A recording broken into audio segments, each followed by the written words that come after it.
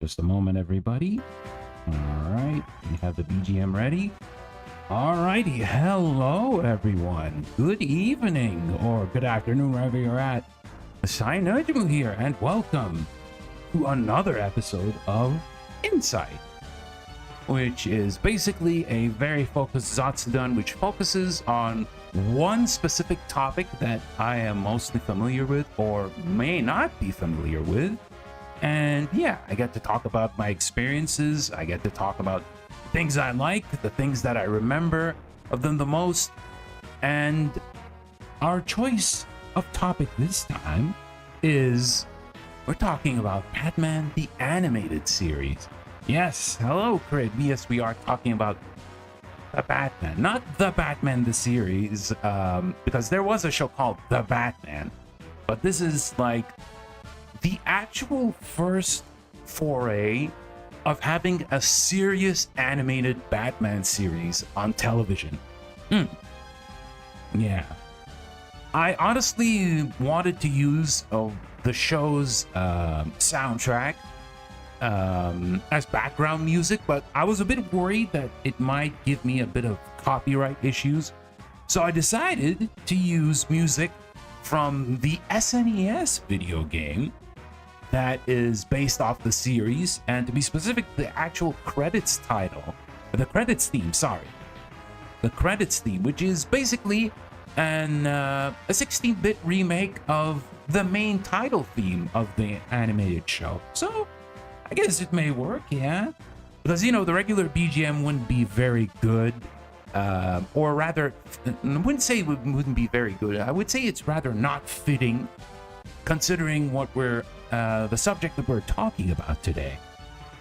So anyway, the order of business today is we're gonna have a little bit of an introduction on what the show is, how the show came to be, how I get to know what the show is, and then we're gonna talk about some of my favorite characters and the voice actors behind them, and then we're gonna talk about my favorite episodes in the series, some of my favorite episodes in the series. And then at the end, we'll probably go for a conclusion, or maybe I'm going to ask you guys what experiences you have with Batman the Animated Series. Yeah. So that's the order of business that we're going to do today. And yeah, let's start first and foremost with an introduction. So, for those who may have been born after the 90s, or maybe in the 2000s, or maybe in like the 2010s, may not be familiar on what Batman the Animated Series is. Well, Batman the Animated Series was strongly inspired, first off, by the Tim Burton movies. So in the late 80s and the early 90s, Tim Burton made two very successful Batman movies, which actually moved away from the usual portrayal of what Batman is. So in the past, and like in the older comics and older TV shows like the 60s Batman, or even the other animated shows like the Filmation series, or Super Friends, it had Batman as, kind of like a classic cheesy hero. It doesn't go through like super serious topics or goes in depth about stuff like psychological horror, or like how like disturbing like the origins of some of the supervillains are. No, it just went for a bit of a hokey approach, but it was until the Tim Burton movies, which starred Michael Keaton, is where they thought, okay, now media outside of the comics can actually take Batman a lot more serious. Also, hello, Rayquaza. Good morning. Hope you're doing well. So after both Batman and Batman Returns, the sequel, Warner Brothers was like starting to get its animation wheels into gear, right? because it was like the early 90s, and animation and television was getting sort of a bit of a renaissance from companies like, for example, Disney, or new companies such as Viacom with Nickelodeon. So this Warner Brothers decided to throw their hat into the ring. And first off, it started. First thing, it started off with Tiny Toon Adventures, which was a collaboration with Steven Spielberg's Amblin Entertainment, and they had their first Looney Tunes spin-off in the form of Tasmania. But then they decided, okay, we want to actually do a proper adaptation of a superhero comic which isn't related to like selling toys or merchandise, right? So that's where Batman the Animated Series was formed. And it had like a number of names who would still continue to evolve the Batman universe, such as Bruce Timm and Paul Dini. Paul Dini had like a pretty important contribution with one of the characters that debuted in Batman the Animated Series. We're going to talk about that in a little bit. But that's where it actually began. So they decided to start with, a syndicated package of like 65 episodes, right? They decided to see how it works, and funnily enough, there wasn't like a WE network or a network that focuses on Warner Brothers only. They decided to air the show on Fox. Yeah, 20th Century Fox had like its own television station in the US. And yeah, it was airing in Saturday mornings. Yeah, I'm basically one of their direct competitors at the time, which is pretty like unexpected to say the least. But yeah, compared to like the usual other Batman shows, there is quite a level of maturity that they wanted to cover, especially when it comes to the characterization and when it came to the stories. And it's quite unprecedented in Saturday morning cartoons, right? Like I said, like in the 80s, it was just like they made these cartoons in order to sell toys, right? Transformers, My Little Pony, what else? Thundercats, Mask, what else? Like there was plenty of cartoons that were just there in order to just shill out merchandise. That was not the case with Batman the Animated Series, because the showrunners wanted to follow up with both Tim Burton movies by giving us a much more nuanced look at Batman and his rogues gallery. And even when you get to listen to the dialogue, and even when you get to like look at the character designs and everything, it feels like it just wasn't made only for kids, right? Even though it was airing for a time that it was supposed to be suitable enough for kids, no, it had a level of maturity that even like older audiences would come to appreciate. Of course, they wouldn't go ham with like violence or topics like a self-harm or whatnot, because they have to follow like the rating standards.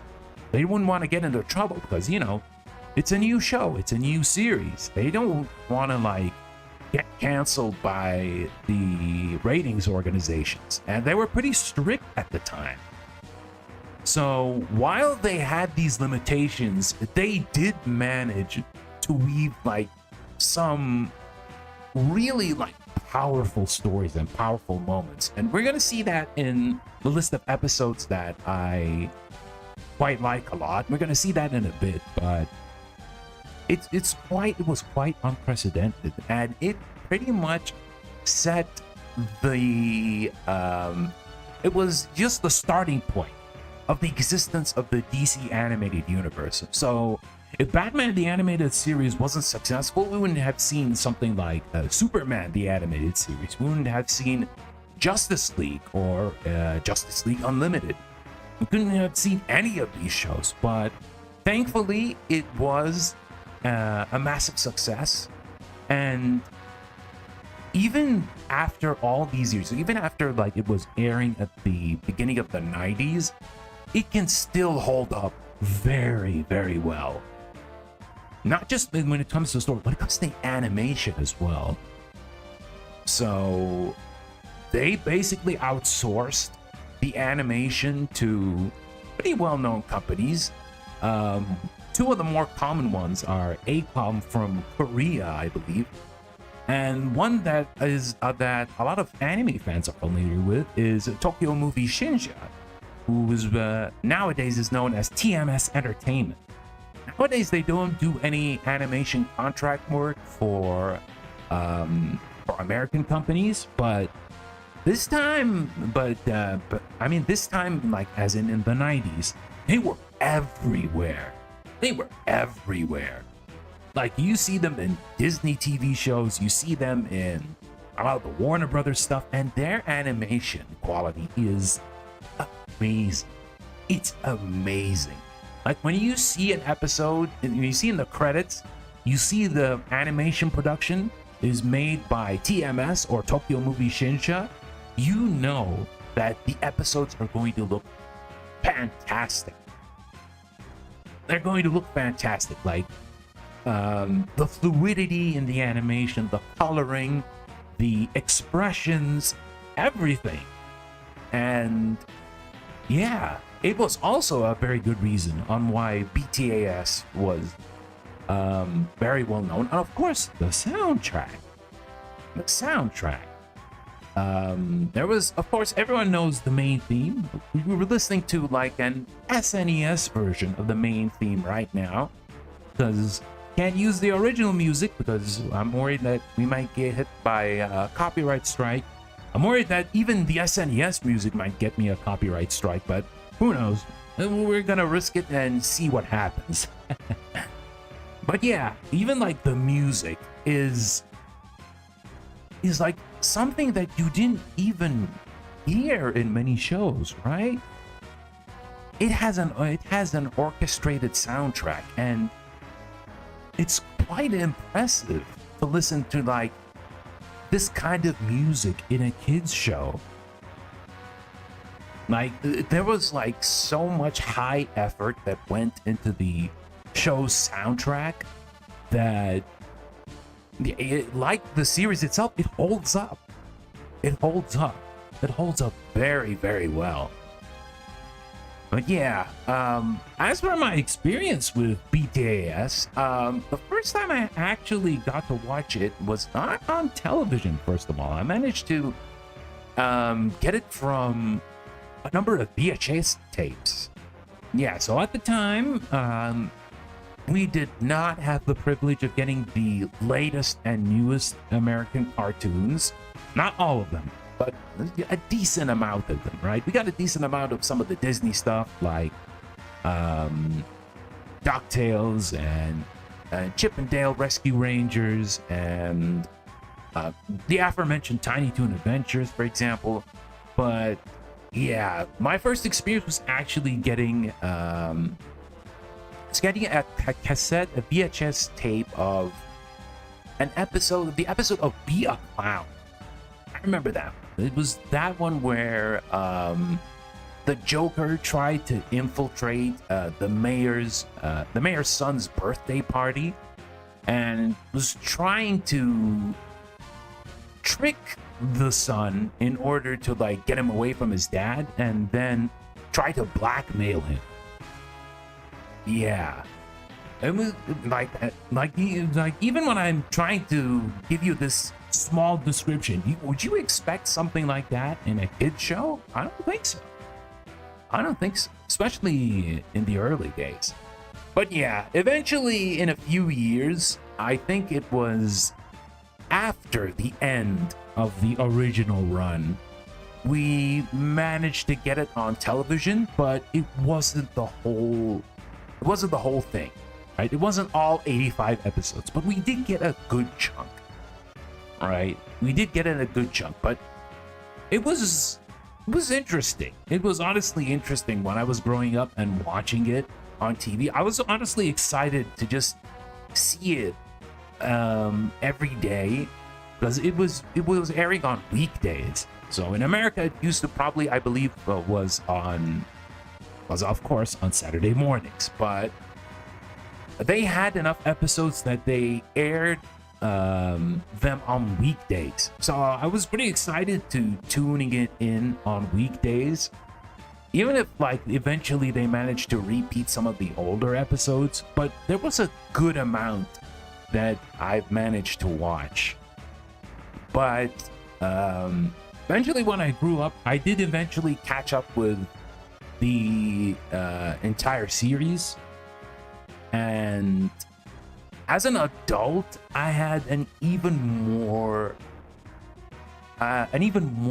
bigger appreciation to how the show is. Yeah. Honestly, even like for those who are unfamiliar with like Batman himself or unfamiliar with like DC superheroes, because there are some people who say, man, I don't watch any of these hero things. It's bad enough like the movies these days, like, MCU and everything, or like the DC like extended universe, or the bunch of movies that weren't so successful, and they had enough like hero fatigue. But I'm gonna tell you this, even if you have hero fatigue, watch Batman the Animated Series. It's still like one of the gold standards when it comes to animated adaptations of comic book heroes. Yeah. So, now that we're done with the introductions, and now that we're done with, we talked a little bit about my personal experience with the franchise, let's talk a little bit of some of the characters and the voice actors that I actually like quite a bit in the show. So let's move on to the other room. Just a moment. And let me just change the title here. Just a moment. Let's talk about characters, some of my favorite characters and the voices. Yeah. So, we got this up here. You get the image up here. Let's start with, of course, Batman. Batman himself, right? Batman / Bruce Wayne. So, about that, the interesting thing about Batman and Bruce Wayne is, in this, they actually explore Bruce Wayne a lot more than they did in the past. Right? I feel like DC characters were well known because of WB. It wasn't until we got X-Men Evolution. Oh.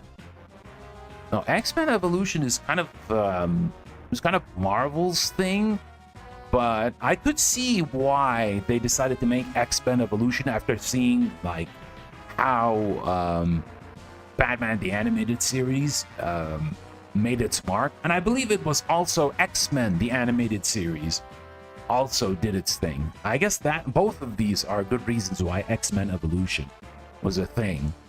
But back to Batman / Bruce. So in this series, it's the first time that Kevin Conroy managed to voice the character.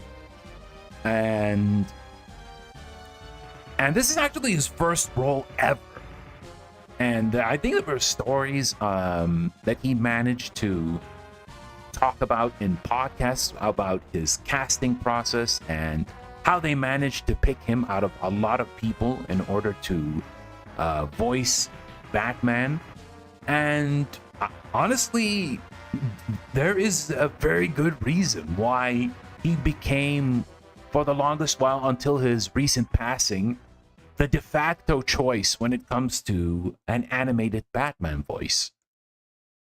And a good reason why is because once you hear him speak as Bruce and once you hear him speak as Batman, the ability of him being able to change his inflection and his vocal tone between both characters, like Bruce is this, mega rich guy who is very sociable and is very business savvy as well. And he needs to be like, have like a more higher pitch than usual in order to show like he's this young enthusiastic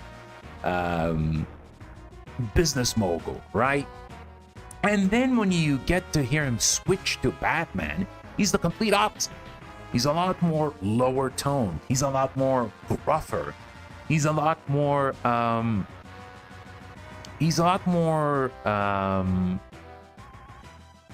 I wouldn't say depressed. I wouldn't say he's depressed, but he's a lot more serious. Yes. He's a lot more serious. There was like one episode where he was in his Batman getup and someone I don't remember who. I think it was Lucius Fox who tried to call him. He was trying to call Bruce Wayne, but he was busy doing other things. So he decided to immediately switch his voice to his regular Bruce Wayne self, managed to talk normally and everything, and then immediately after the call is done, back to Batman with relatively no issues whatsoever. And honestly, I feel like that is a very good talent when it comes to voice acting, right?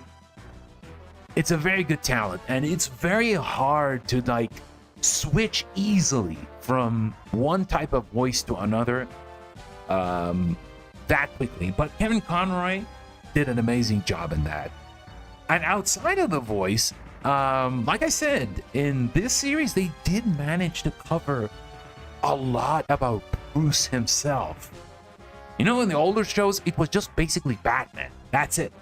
Bruce only shows up, for a little bit, and then he just switches into his just Batman outfit. But there were a lot of scenes that focus on the Bruce side of things. There was like one episode that I remember where he tried to infiltrate a factory that managed, I think it was a factory or it was a mine, I believe, as someone else, and he managed to lose his memory during that. And basically he wasn't Batman for almost the entire episode. It was just Bruce himself trying to manage to get his memory back and try to basically save himself and the other people who were forced to work for that villain who tried to get people to mine some important material. Yeah, it's been a while since I actually watched that episode, but it was a good example. It's pretty much a good example of how it's not just the Batman show. No, there is a man behind the mask, and we have no issues in order to focus on the man behind the mask. And that's something I honestly appreciate a lot. And I think that's how most Batman media eventually managed to also focus on Bruce as a character as well. And I honestly appreciate that. And next up, I'm going to talk about this guy, this MF. We can't talk about Batman without his most nefarious nemesis, the Joker. Everyone loves the BTAS Joker. Everyone loves BTAS Joker. And that's partly due to the amazing, the unforgettable performance of Mr. Luke Skywalker himself, Mark Hamill. If anyone wants to tell, if you want to ask anyone, like, if you want to talk about who is the best voice of the Joker, they will tell you it's Mark Hamill. And the funny thing is, Mark Hamill wasn't the first person who was supposed to voice this character. It was actually British actor Tim Curry who was supposed to be the voice of the Joker, but unfortunately, he seemed to have like health issues that came up. So he kind of missed the opportunity. But there was like a video which showed like a demo tape in one of the episodes where we get to hear Tim Curry's Joker, and it gave a completely different vibe from how Mark eventually managed to voice the character. And it's not a bad thing, by the way. I think it's honestly very different, and it actually fits. And I think one good reason why they didn't continue with him is because they probably thought he was way too scary. I mean, it makes sense, right? It makes sense. The Joker is supposed to be a scary guy. He's not supposed to be ha ha hee hee. I got like a hand buzzer or like Joker gas or whatnot. He's supposed to be this messed up guy who does crime in such a macabre way that you get scared of, right? And Mark was like, did great. Mark did great, especially when it comes to his laugh. No one can even forget the laugh. The laugh is something that so many voice actors afterwards tried to emulate, but they just couldn't. They did their best, but they just couldn't. It's just one of a kind.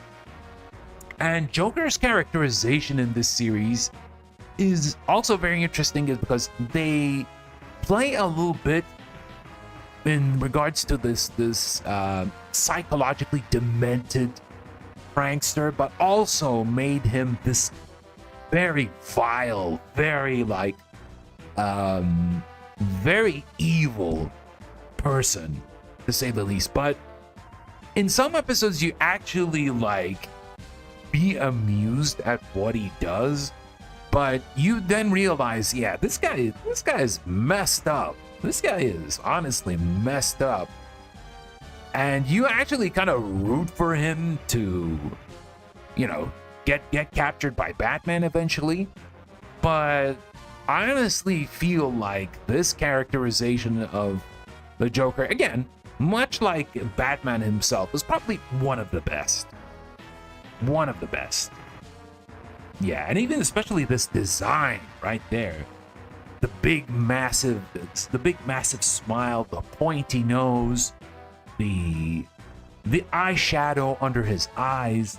It looks great, which makes me feel a bit sad that they went for a completely different design for the New Adventures of Batman, which actually looks terrifying. I mean, I understand, like, he's supposed to be a terrifying guy, but I don't know about these ping pong balls for an eye, though. At least when it came to, like, the Batman, what was it? It was the Batman Beyond movie. They actually tried to go back to this design for a little bit. It looks different. It still looks different, but they went back to this design, and I honestly am happy because they actually did. Yeah, so afterwards, we want to talk about Alfred. Alfred, everyone knows Alfred. Alfred Pennyworth, the quintessential butler of Bruce Wayne, and honestly, Alfred in the older series didn't have much of a presence except being like a super supportive character. But in this series, they actually gave him a much more apparent role, right? Honestly, like that, because he is kind of like his surrogate parent, because spoilers, at Bruce's childhood, both of his parents get shot by a criminal, and that's why he became Batman in the first place. But I'm pretty sure you all know his origin story. If you don't, then well, now you know. But yeah, Alfred in this has a lot of banter with Bruce / Batman, and there was even like maybe even a few episodes that actually focus on Alfred himself. Like, he is actually doing a lot more. Like, he even one time actually flew the bat jet, right? He tried his best in order to do it, but it gave us a pretty funny scene in him doing that. But he had a much more reliable role, and I like that. And I did like his voice acting again as well, done by Ephraim Zimbalist Jr. I think the tone that he actually used for it is just right, and just the accent as well. And fun fact is that he voiced another accented character in another hero show, and that is Dr. Octopus in Spider-Man the Animated Series. For some reason, he decided to give him a German accent in that one. I never knew that there was in the comics an origin story of Octo Octavius being from Germany, but it's an interesting choice that they went for in Spider-Man the Animated Series. But I thought it was actually kind of funny in having like two different roles with two different accents done by the same voice actor. So yeah, so that's Alfred. They did a great job when having him around in the show. But next up, I want to talk about this character. This character debuted on the show, and that is Harley Quinn. Yeah, created by Paul Dini, this character's eventually blew up in popularity and is still very popular to this day. And yeah, what can we say? It's nice to have a character that is regarded, I wouldn't say she's a foil, but she regards like she supports and understands the Joker and his way of thinking, to say the least. Which is interesting though, because she originally, before she became the right-hand woman for the Joker, she was originally a psychiatrist, right? She was actually a psychiatrist, and once she actually managed to listen to the Joker and his way of thinking, she eventually fell for it. Right? She actually eventually fell for him, and became now Harley Quinn. And the fact that she has this sassy vigor, if that makes any sense. She has this very sassy vigor and a very eye-pleasing design to many people, right? And also, once again, since we're talking about voice actors, a big reason and a big inspiration for creating Harley herself is because of her voice actor, Arlene Sorkin. Yeah, there was even I believe Paul Dini himself mentioned that he saw a outfit that Arlene once wore during Halloween, which gave him a bit of an inspirational spark in order to create her in the animated series. And it's why her voice is actually perfect for the character, right? Like, when you listen to Harley Quinn and when you listen to her energetic delivery, you think that it's pretty much perfect. It's pretty much perfect. Paul just mentioned, this character is made for Arlene, and that's why, even though Arlene retired for a good while until she passed away, sadly last year, nobody didn't quite capture her and her performance perfectly. I mean, Tara Strong, who's the current voice of Harley Quinn nowadays, is doing a good job, but still, you can't top the original. You can't top the original.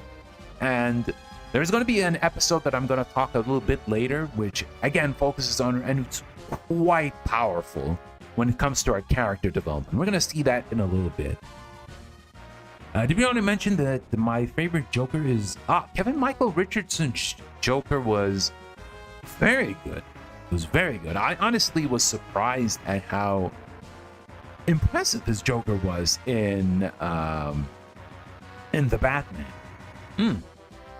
He did a pretty good job. He did his own portrayal of the Joker. He didn't decide to think, okay, I'm just gonna copy paste of what Mark Hamill did because he was the peak. No, I'm gonna do my own style of Joker. I'm gonna still make him sound like him being a very evil, very conniving villain with a jester, like a jester theme. And yeah, again, he did a very great job. Like, there are so many voice actors for the Joker, who do a really good to great job. But to me personally, it's still gotta be Mark. It's still gonna be Mark because, man, the casting choice that they did for this show is amazing. All right, let's move on to the next character. Here we go. Two-Face. Two-Face. So we mentioned earlier about having a character doing two different voice types when it comes to their delivery with Bruce Wayne and Batman. And now we have Two-Face. Two-Face and Harvey Dent. And his introduction episode, which we're going to talk about in a little bit when we talk about favorite episodes, was a good way of introducing... Oh, sorry about that. Hold on. Don't know why I keep forgetting about these Discord pings. Just a moment, everybody.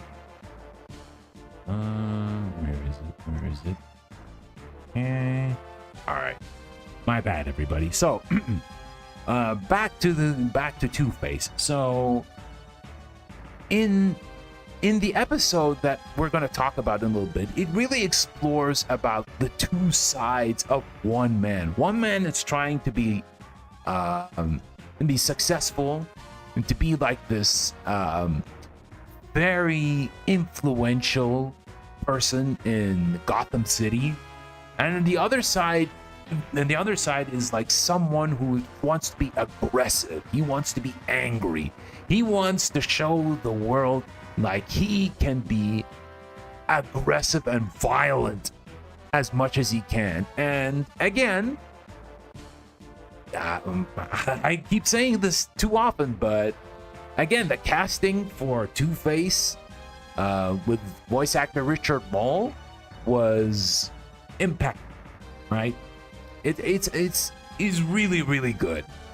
And throughout the series, we get to see the turmoil that Harvey has with his other like personality, and you actually feel a little bit of sympathy towards Harvey, because Harvey is trying to be like a decent guy, right? He's trying to be a decent guy, but there is this side that enables him to be aggressive. It enables him to be angry. It enables him to be like, he wants the world to burn, right? And they really actually explored this very well in the show. And yeah, it's probably one of the more sympathetic characters that you feel for.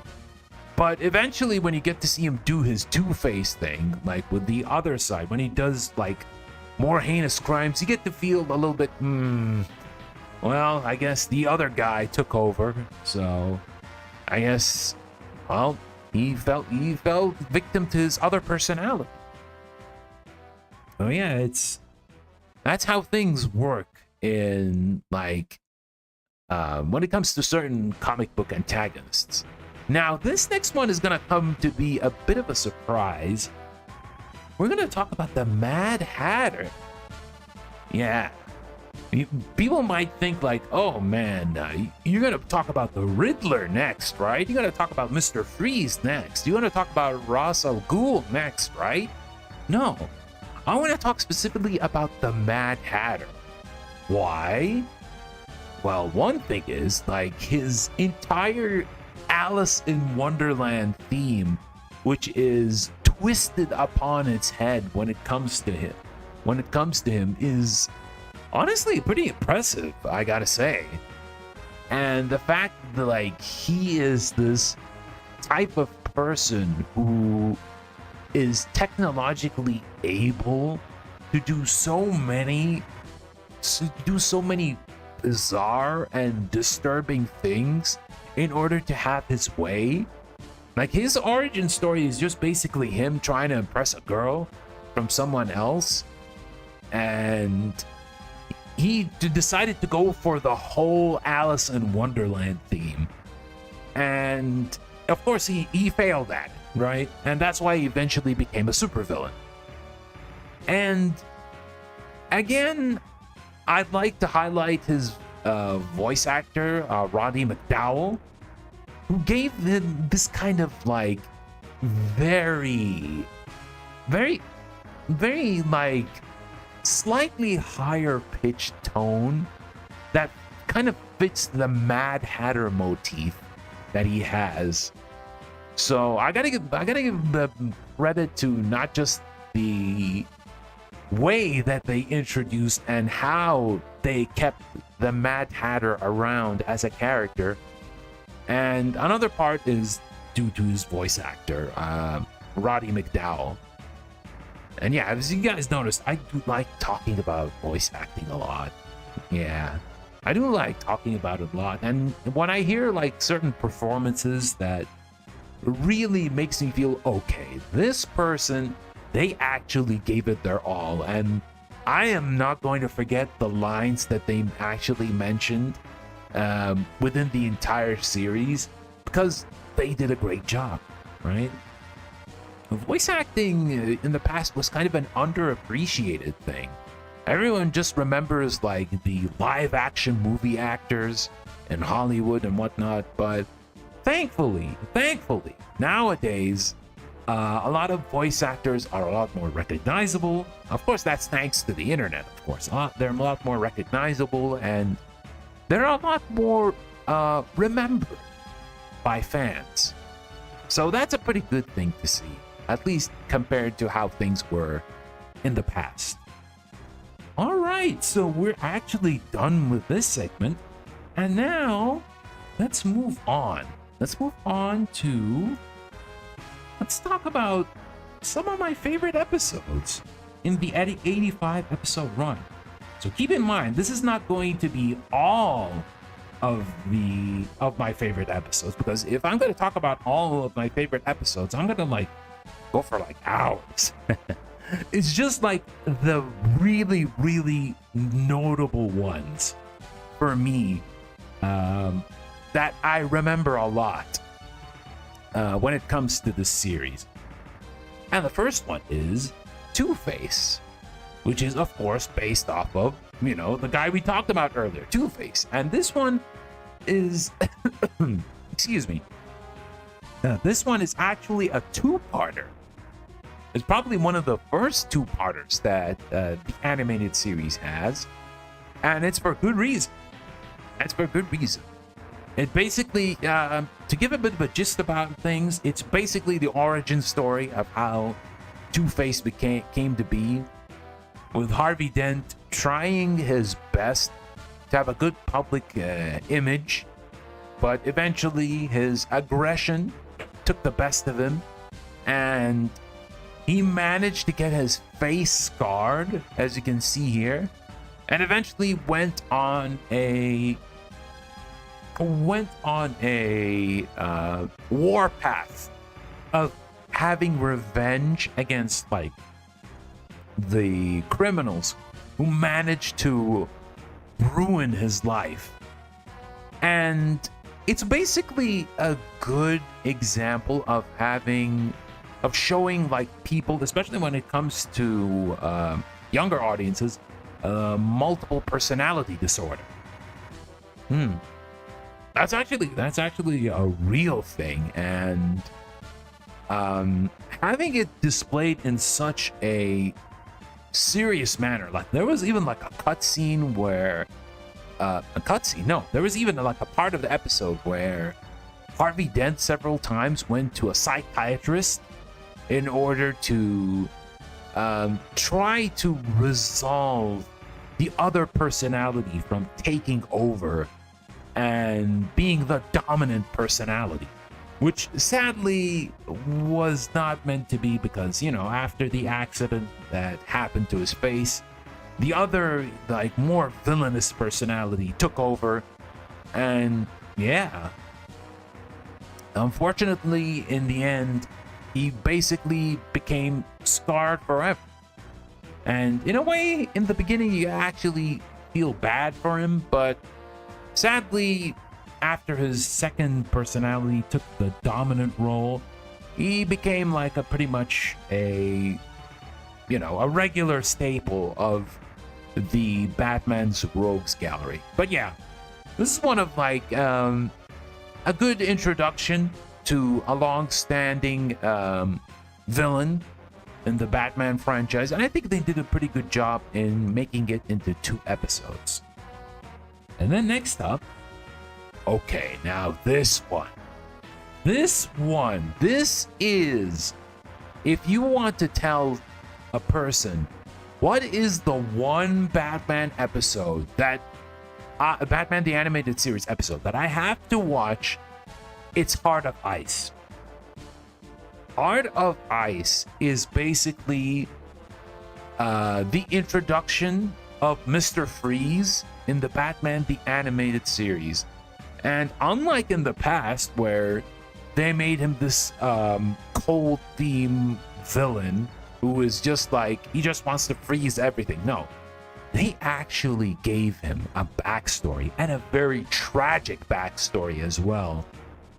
And I think it's probably the first time in an animated series where he wanted to save his frozen wife and try to find a way to cure her, right?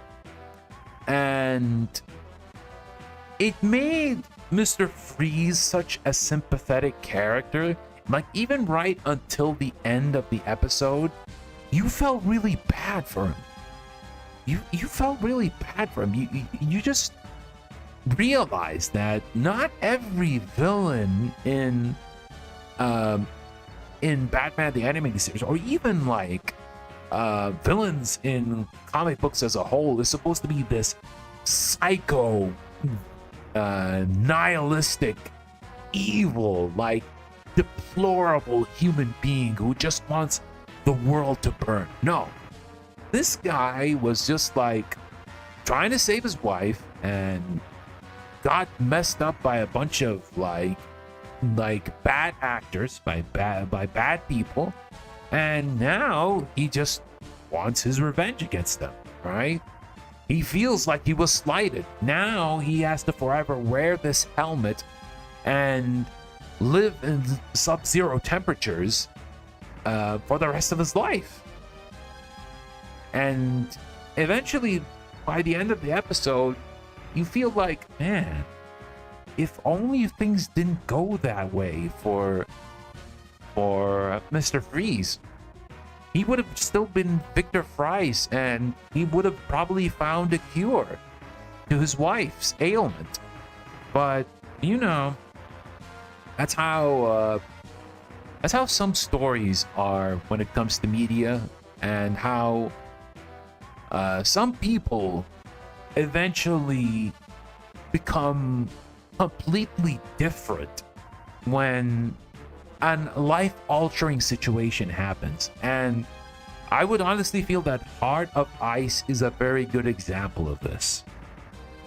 And well, sad to say, after having this like very very impressive interpretation of Mr. Freeze in the Batman media. A few years later, they Warner Brothers decided to just like take the whole concept, crumple it, and throw it into the trash when it came to Batman and not Batman and Robin. No. It was Batman and Robin was it the fourth week? Yeah, it was Batman and Robin. Yeah, it was Batman and Robin. I was mixing up with Batman and Robin and Batman Forever. Batman and Robin actually gave us like Arnold Schwarzenegger as cheesy ice pond Mr. Freeze, and I'm like, oh my god, what in the world happened? Why is this? Why did you even make this movie? Why did you make this movie? Why are we going back to the hokey 60s style Batman with Batman and Robin? You could have done a mix of both, like in Batman Forever. But no, they actually decided to have this, and then we had like Poison Ivy being this flirtatious, like extra flirtatious, not like in other media, and then Bane existing, being this massive hulking monster who can speak and is powered up by plant venom. I'm like, what was going on with that movie? What was going on with that movie? Why would you do that? I mean, sure, when you look back at it, you just point and laugh at it. Sure, like it's just like a movie where you just sit down with your pals and have a good hee hee ha ha moment. But moving from this in BTAS and then to Batman and Robin is like, oh man, somebody out there lost the plot. But yeah, that was outside of the little tangent we had there. That was Heart of Ice. Again, top 5 episodes of BTAS of all time. Okay, next up, this is an episode which is probably not going to be in everyone's favorite list, and it's Joker's favorite. So here's the thing about this one. The main character in this episode, see this guy that the Joker is like trying to blackmail him? Yeah, he's the main character of this episode. And it's honestly like an interesting change of pace in having this like everyday man who, for example, caused an accident and wanted to owe a favor for the Joker, and he manages to harass him, and like he even manages to find him after he like moved to another state, and he wants him as a favor to do something against Commissioner Gordon. I wouldn't say too much on what happens in the episode because I don't want to spoil too much of it, but the Joker does have his comeuppance in the end.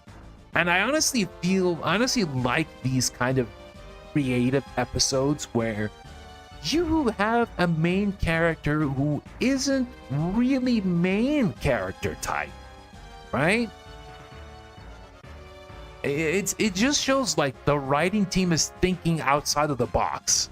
Like, we can make an episode of like Batman fighting this guy, Batman fighting that guy, Bruce Wayne looking at trying to find out, uncover a secret about something, and then Batman swoops in and saves the day. No, we're gonna try different things. We're gonna see how it would work, and we want to make things interesting for people. And that's why I included Joker's Favor in that list. That's one of the episodes that I feel Like they went a little bit different from the norm, but also a little bit fun. And it's also the introduction of Harley Quinn as well. So it had quite the impact eventually in the entire runtime of BTAS. All right, so let's move on to the next episode. Oh, this one. This one is another top 5 episode. Her Chance to Dream. Her Chance to Dream is this episode of Batman where it just focuses again on Bruce Wayne, but it gave him a what if situation, right? It gave him a what if situation. What if Bruce's parents didn't die? What if there was no Batman in Bruce Wayne's life? What if what if he was actually married to Selina Kyle, and Selina Kyle, who's actually Catwoman? What if he's engaged to her and she is not Catwoman at all? So the sheer fact that something feels a bit off once you watch this episode, you might wonder, what is going on here? What is happening? And then you eventually get to see the mystery unravel. And then you get the scene where, of course, you see Bruce, who is fighting against the other Batman. I put that in quotes. And it just shows how Bruce wants to enjoy this world where, you know, his parents are alive, he didn't have any problems, he didn't have to become Batman, he's just living the best life that he can be. But eventually he realizes that this is not the reality he lives in. This is all fake. This is all a dream. And, you know, that's why the title is called Chance to Dream. And it had this very powerful form of psychological horror, which is honestly refreshing when it comes to a kids' TV show, right? Like, psychological horror is a topic that not many Saturday morning TV shows look into a lot. And even if they did, it's for comedic purposes. But they played this so seriously that you can't help but feel but impressed of the writing that they went for in this episode. So yeah, this episode is definitely, absolutely, if I had to make a top 5, this is in the top 5. 100%. And for anyone like new to like Batman the Animated Series, I'm gonna tell you, I'm gonna watch Heart of Ice, and then you're gonna watch Perchance to Dream, because yeah, it was an excellent episode. Okay, so now we're gonna go for something different. Now, of course, I know a lot of people, you saw, like, even if you didn't watch Batman the Animated Series, you saw these images. You saw this as an animated GIF. These expressions of everything, especially that face of the Joker there. Look at that face. His disgruntled face. He is not amused. This MF is not amused at all. and this is one of the episodes which has a lot of the Batman's rogues gallery, and didn't have much of Batman himself, right? It didn't even have much of Batman himself. And it's basically just having like a lot of the villains, like the Joker, Penguin, Two-Face, Poison Ivy, and I think the last one was Killer Croc. They were sitting like at like a poker table. They were playing poker, and each one of them is trying to talk about their interactions with each other and how they almost got Batman.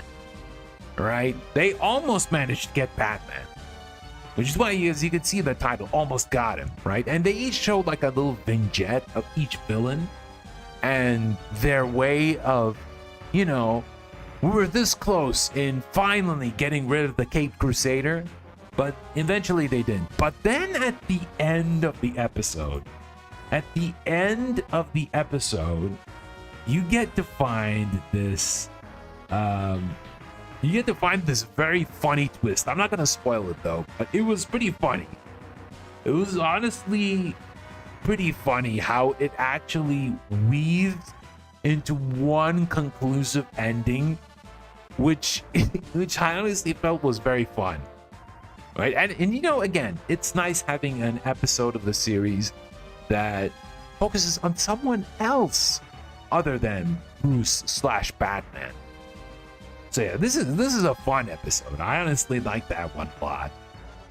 Okay, so next up, we have Trial. Trial, I believe, was let me remember. Was it? I believe it was in season 2. I think it was in season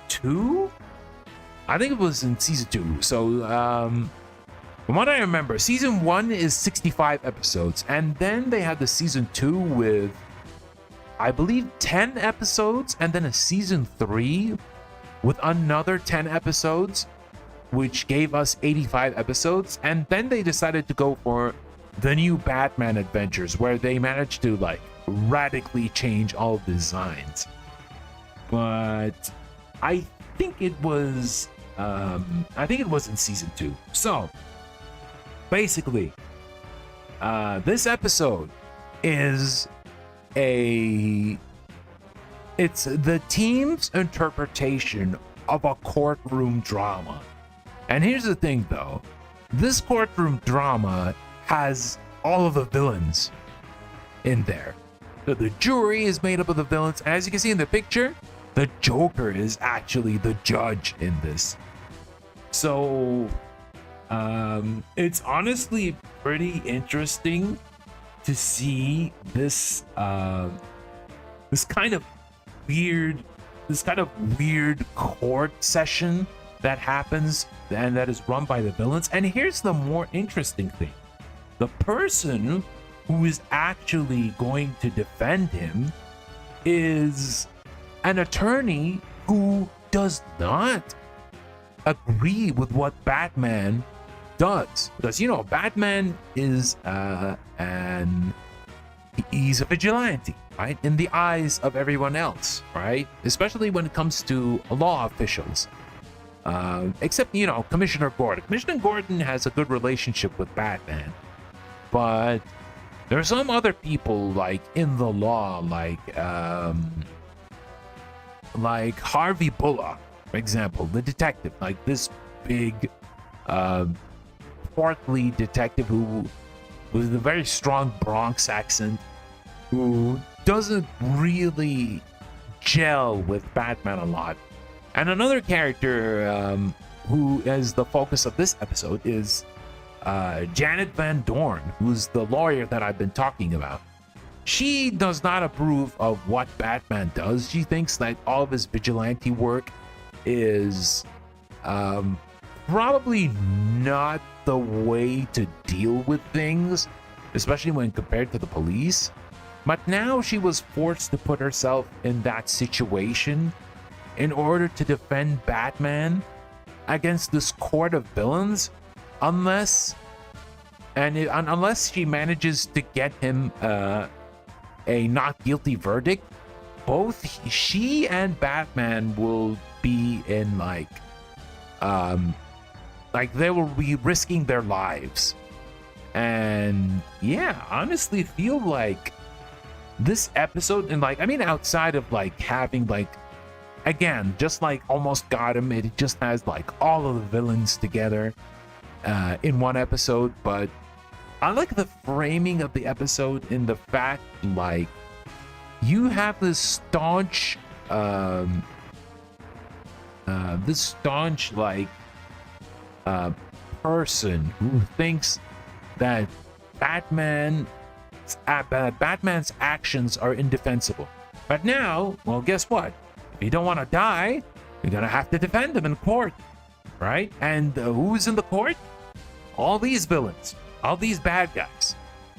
So it kind of gives a nice sense of urgency and kind of like keeps you on your toes to like be invested, especially when it comes to its own version of a courtroom drama. Yeah, this is actually before like Phoenix Wright before Phoenix Wright exists and makes like courtroom dramas like actually fun and interesting to watch. So yeah, Trial is like a pretty good episode.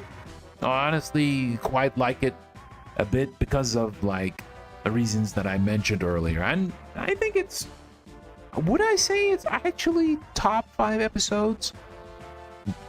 Probably top 10, but I do like it quite a bit, which is why I actually added it to that list. All right, next and probably the last episode that we're going to talk about today is Harley's Holiday. So, Harley's Holiday. This episode. So, with Harley as a character, she had her character arc from being like this second-hand woman to Joker's antics to Batman trying his best in order to get her back to being her regular self, right?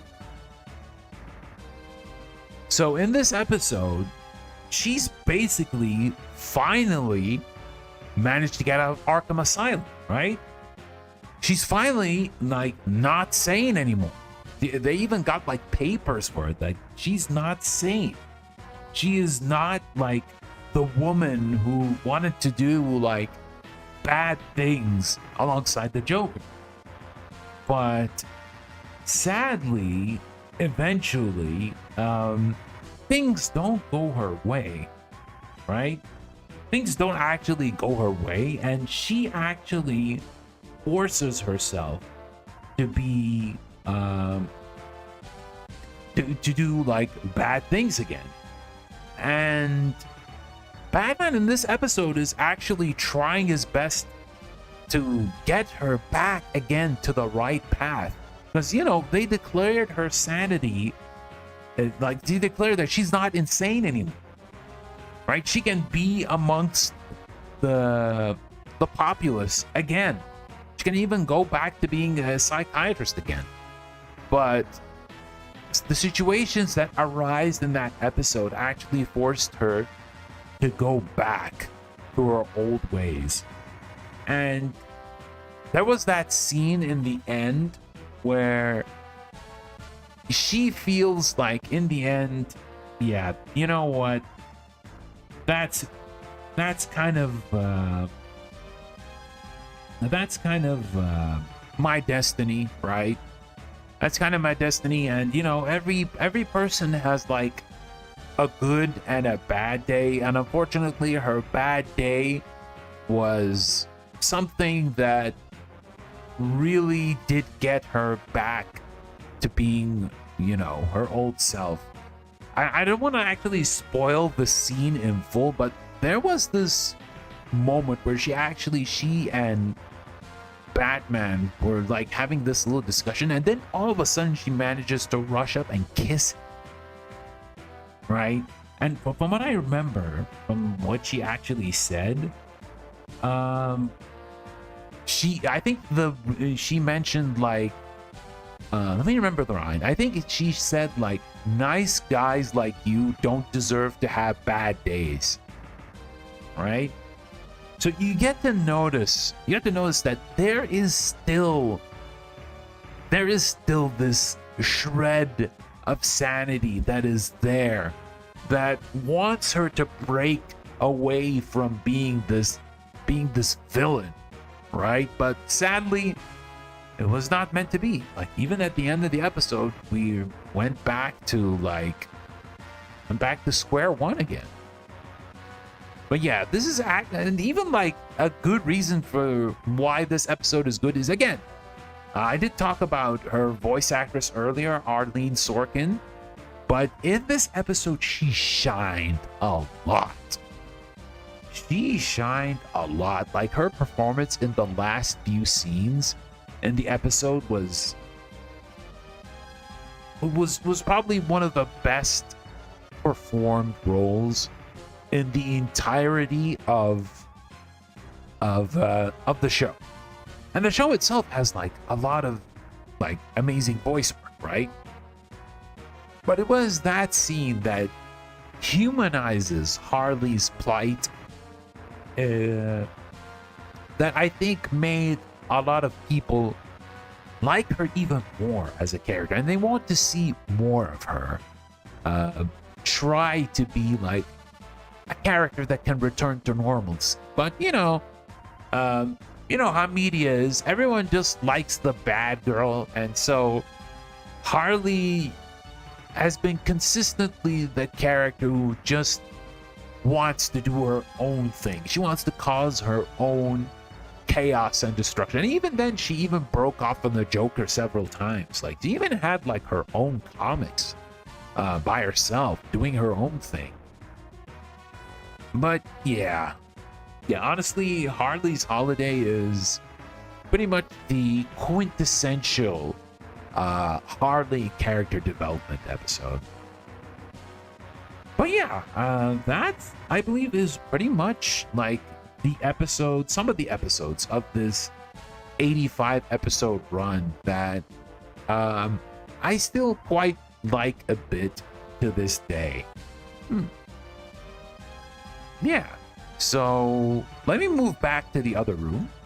All right, now we're back here, and let me go for a different topic. Let me try to see if we can actually get a bit of a discussion from you guys here. So, let's see. What were we gonna call this?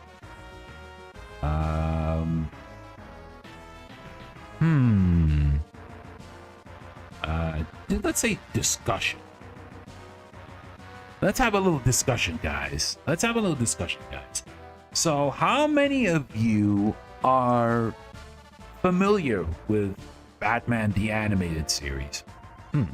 How many of you are familiar, like those who are watching right now? Like, I'm not sure if you are watching like live right now, because this is going to be like in the archives as well. But I would like to know your experiences with BTAS, if you have any. I'm honestly curious. Like, even if we don't get like folks in the chat, but I want to hear it in the comments. Like, if you watch the archives, and don't be shy though. And if you're familiar with Batman the Animated Series, let me see in the comments. Maybe we could start a discussion. Maybe we can like have in the future, like a specific episode of like BTS that you remember a lot. So yeah, I would honestly love that. I was mainly a clip watcher for the series. I see. Yeah, I mean, due to its popularity, there has been a lot of clips online that focused on the show. And that gambling scene table was hilarious without the context, even when watching it. Yeah, see, that's why I said we almost got him. That's the episode that I was talking about earlier, SK. Almost Got Him is one of my favorite episodes just because of that. It's my favorite because they focused on all of these villains talking their POV in how they almost got Batman, right? And like, it's just like in the end, the twist, like I mentioned earlier, was pretty much hilarious, and it did give us a lot of like good faces. Like let me go back here again. Let's see. Yeah, this face, this Joker face. This is peak like unimpressed when it comes to expressions. This face right here is perfect. I love it. I'm pretty sure like there has been image macros and memes with that kind of face that the Joker makes in this episode. And yeah, it's great. It's great. It's probably one of the all-time classics when it comes to Batman the Animated Series. All right, let's move back. But yeah,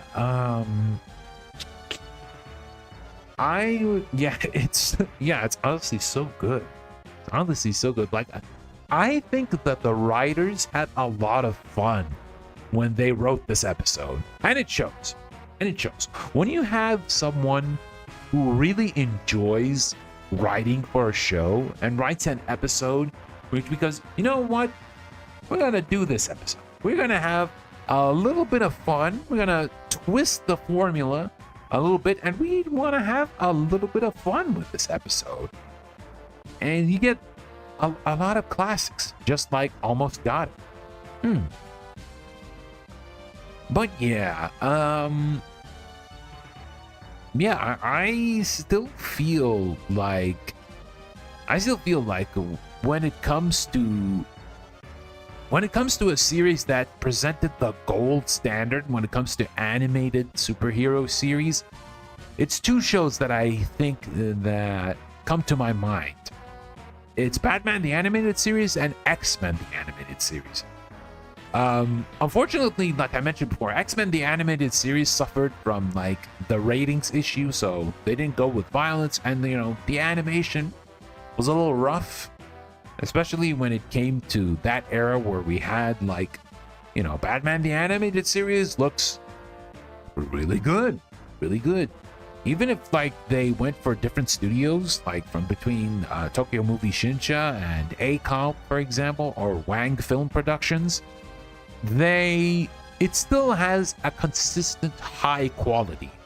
Like the coloring, the colors look good, the action flows very well. It's not like stilted and feels like it's forced to not give us action because they're worried about the ratings.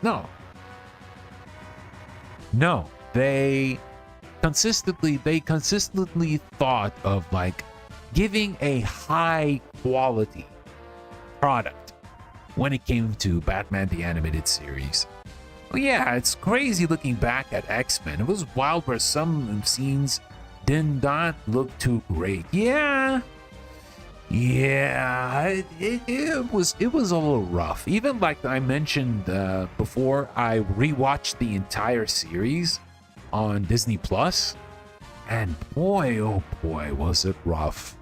And then you have like the final season, which was very weird. It looked really weird. It looked off.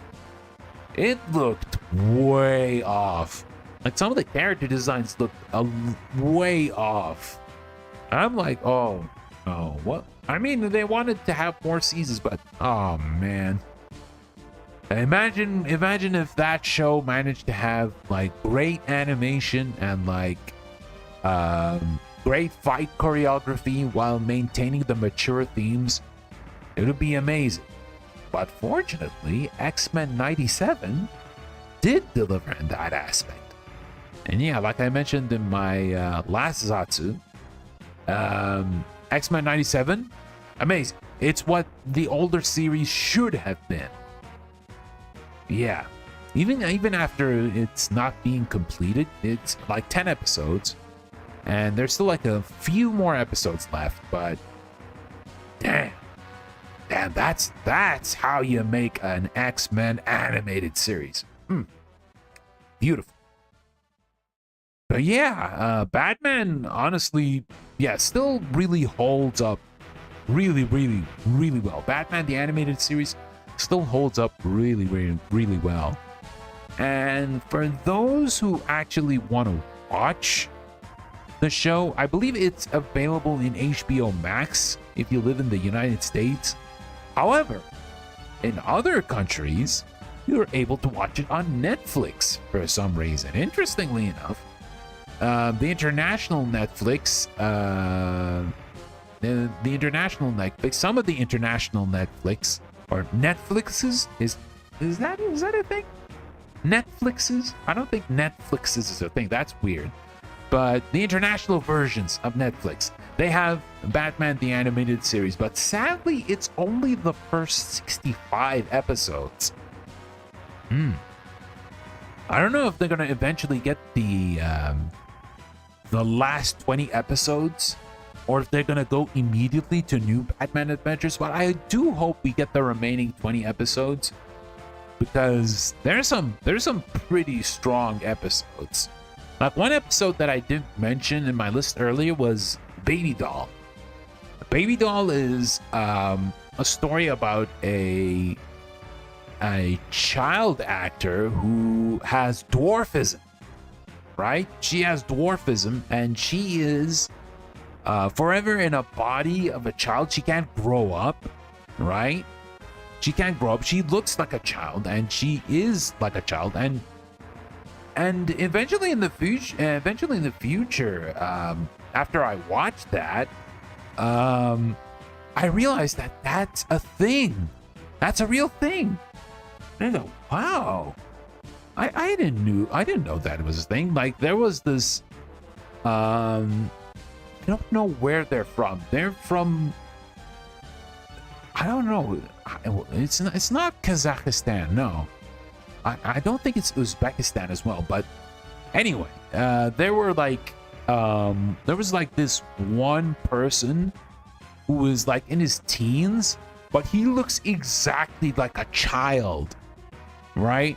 He looks exactly like a child, even has the voice of a child, and he's like almost in his teens or maybe almost in his 20s, right? And then when I actually saw that, I said, wow. The thing that happened in the episode of Baby Doll is actually real.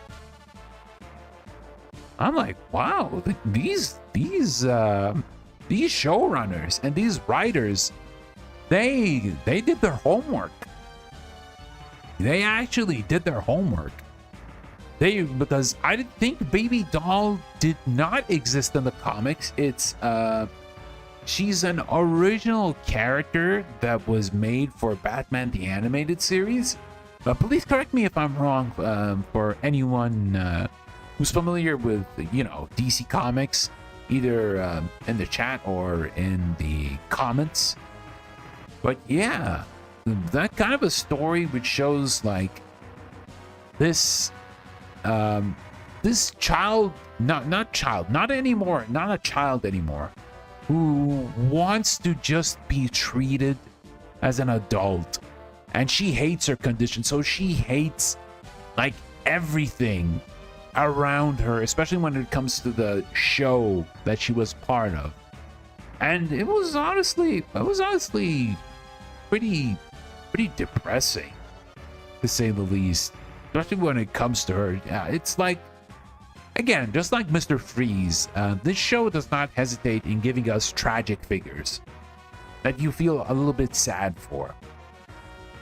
It does not hesitate in doing that, because not every villain is actually, like I said earlier, not every villain has to be like inherently he was born to be evil, right? He was not born to be evil. There has to be things that force them to be evil. And sometimes these things, when you think back at them and you said, man, I actually feel bad for them. I actually feel bad for them. Maybe things could have been better for them. Maybe, but alas, it was not meant to be. But yeah, it's just really nice, like comparing watching the show when you're younger and when you're older. When you're younger, you're just like, oh man, look at this cool guy in the bat suit trying to do his best, be the hero. He's trying to fight against his rogues gallery and try to be like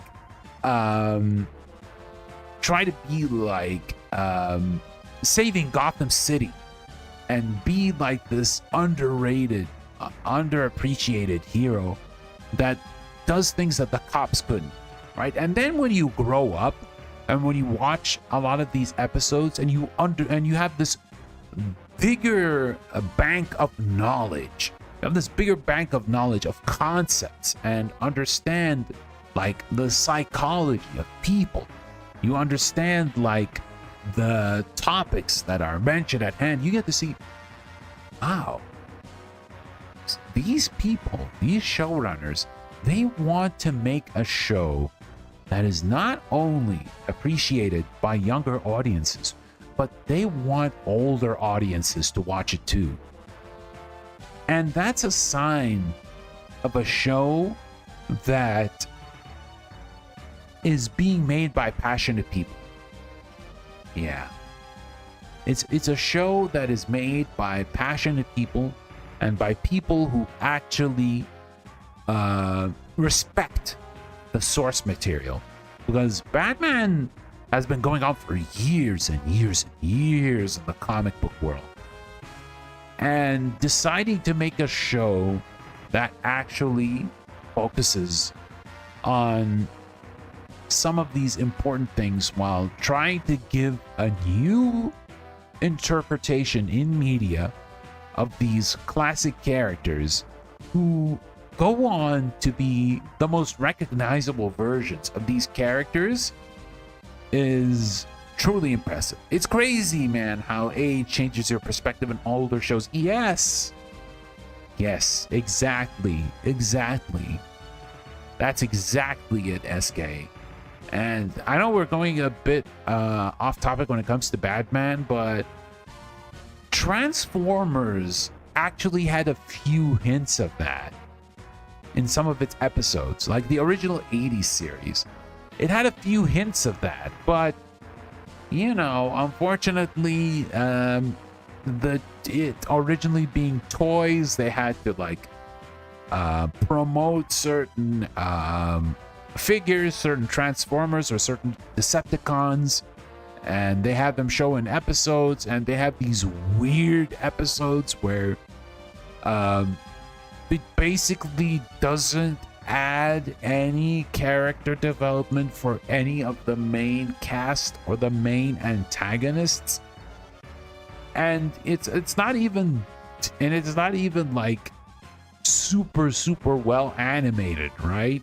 There are like earlier episodes of Transformers which look like really good, but eventually as we go on with the seasons, especially the seasons after the Transformers movie, where it gets a little weird and it gets a little not that good.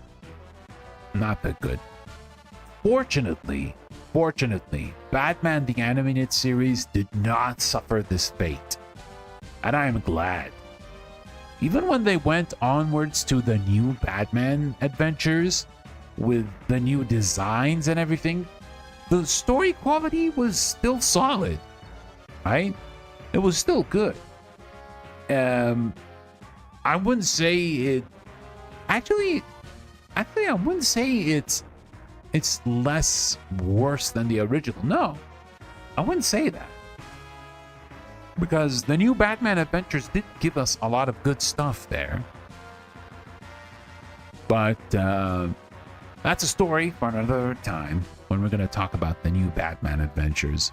We'll see. Maybe we'll talk about it. And maybe we'll talk about how terrifying the Joker was in that one, in his design.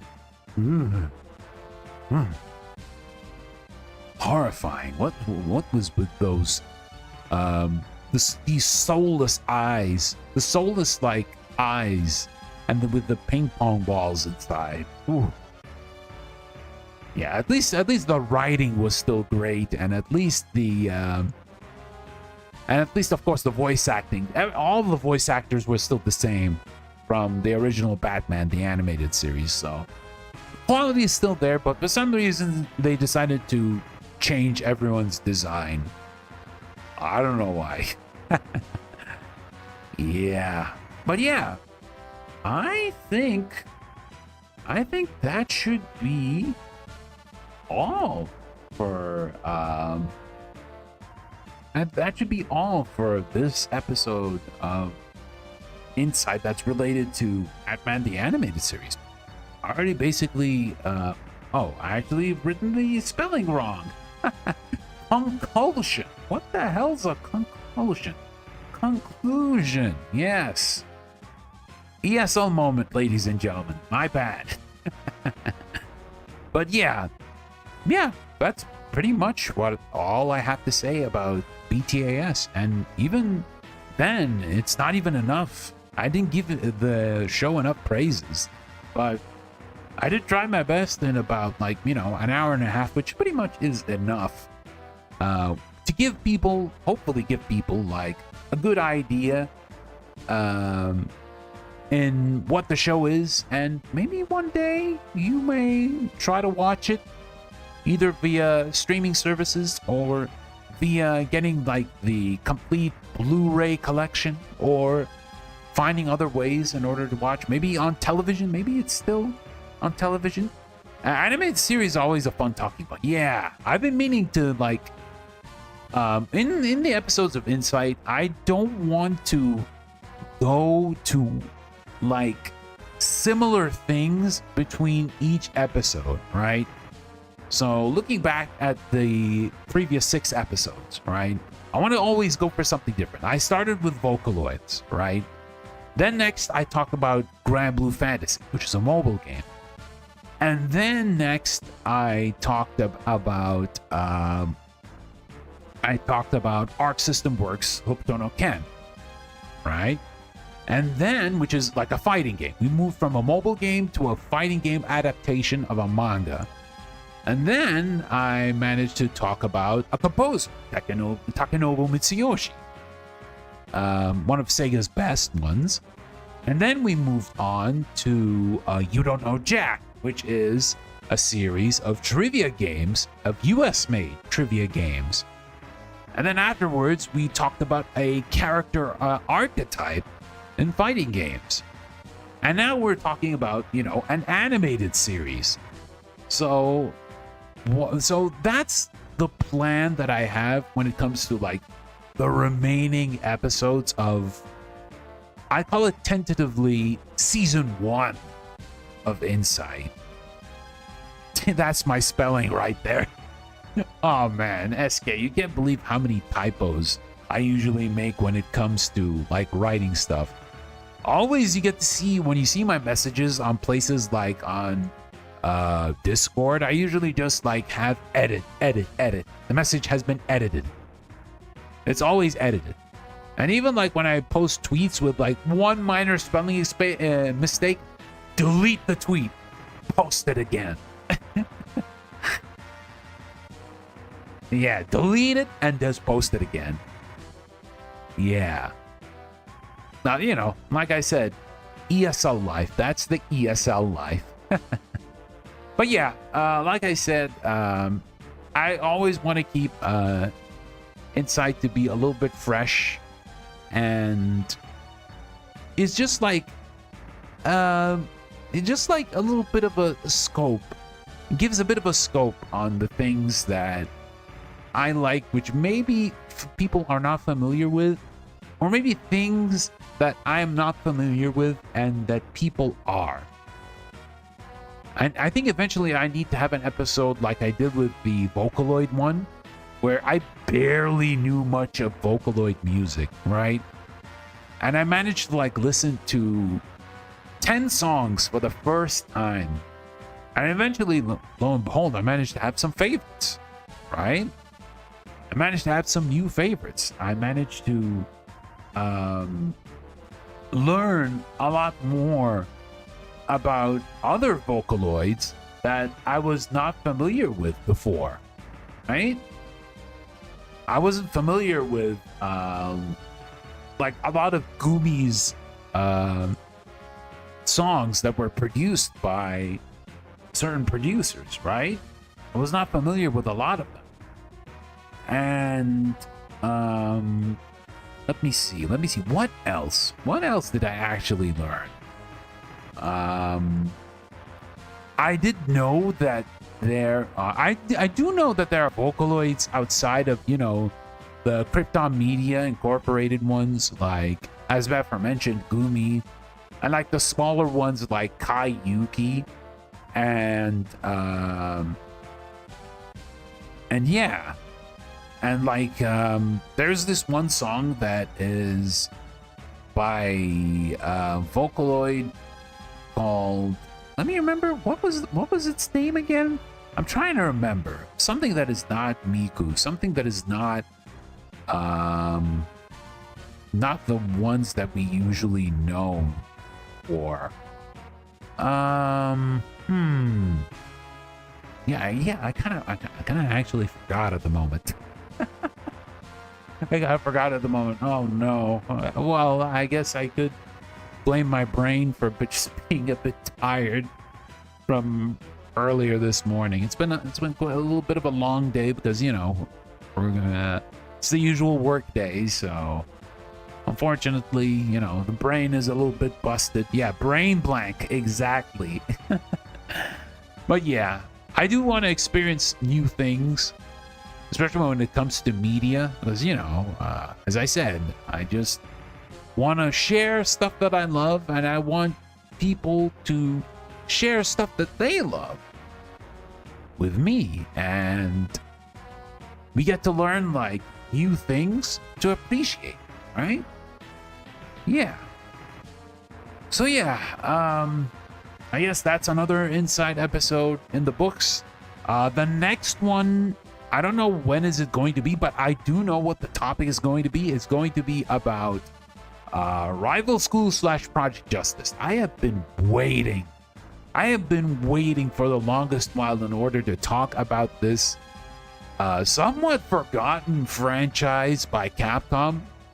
Somewhat forgotten because, you know, Akira did show up in Street Fighter V, which I'm glad, like, they're like giving us a little bit of you know, a bit of a teaser on maybe a revival in the future. But I'll be talking about those two games in the next episode of inSAIght. I don't know, probably not going to be this week or the next. We're gonna have to wait and see, depending on the schedule. Back to 2000s Capcom, yeah, those were like golden days.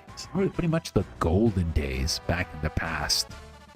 Yeah, they're still in the golden age right now, but you know, there's this issue of microtransactions and whatnot, which kind of like, I don't know about that, guys. I mean, you make some banger games now and you're doing great, but then comes the microtransactions and I'm like, okay, we're gonna follow that standard. All right. Yeah, but again, that is a story for another time. But yeah, so many Mega Man games. Yeah, back in the day, there were so many Mega Man games. And so many Mega Man games. Nowadays, we only see Mega Man back in collections. We only see them in collections nowadays. Well, maybe one day we'll get something like Mega Man 12 or Mega Man X9. Who knows? Maybe it might happen. Who knows? But yeah, yeah, I think that should be it for today. Thank you everyone for watching either live or via the archives. Tomorrow there will be no stream, but there will be a premiere of the second video in the highlights and silliness series. Hopefully it will be a series of videos, and it's going to focus on La Diva from Granblue versus Rising. It's going to be premiering at 1 p.m. GMT, which could be translated to 2200 JST and 2000 GMT plus 7. Or basically, how can I say this? Basically, 11, I think it's 11? No. It's 10 p.m. JST and 8 p.m. GMT plus 7. As for PST, well, let me see the times. Let me see the times at PST. What time is it right now in PST? Hold on, guys. So there's a 2-hour difference. So if it's locally, it's going to be at 4 p.m. So it would be 6 a.m. It would be 6 a.m. PST. It's going to be early for you American folks living in the PST time zone. But yeah, it's going to be a premiere. It's going to be there's going to be a lot of fun stuff, like fun situations there that happened in some of my online matches, and there might be a little bit of something that may show up in the end, around the end of the video, and I'll have to wait and see. But I put in a little bit of work in it, so I would appreciate it if I would get like comments or anything I need to improve or whatnot when it comes to editing or when it comes to the video itself, so I can make something even better in the future. So yeah, that's gonna be tomorrow. It's gonna be tomorrow in the evening. So yeah, I hope to see you all there. And I hope you guys enjoy it. Yeah, I had a lot of fun making it too. But yeah, anyway, guys, please take good care of yourselves, and hope you all have a great evening, afternoon, or morning, wherever you're at. And I will see you all very, very soon. Bye-bye.